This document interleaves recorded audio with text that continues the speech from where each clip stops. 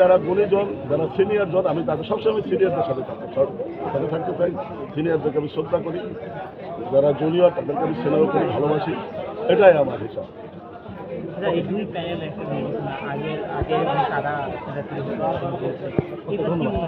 কাদা সরাসরি কথাটা দয়া করে আপনারা বারবার কেন বলেন? কাদা সরাসরি কেন থাকবে বলছেন? আগের হিসাব করে যান।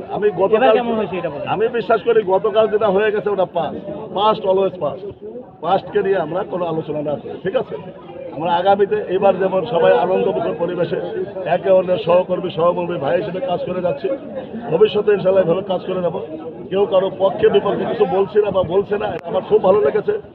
এবং বললাম দ্বীপজল মিশা পরিষদের স্লোগান আমরা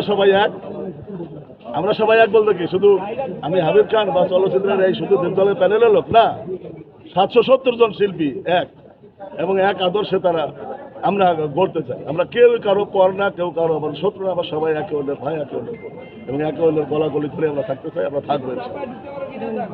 এই জন্য আমি আপনাদের মাধ্যমে বলতে চাই, জয় হোক মানবতার, জয় হোক বাংলাদেশ চলচ্চিত্রের, জয় হোক শিল্পী সমাজ।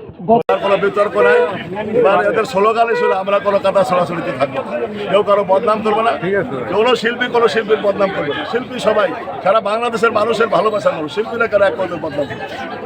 আমরা এর মধ্যে নাই, আমরা সবাই আমাদের আপনজন। ওই যে আমরা সবাই এক, জাগ্রত হোক দেবে, সবাই ভালো থাকবে।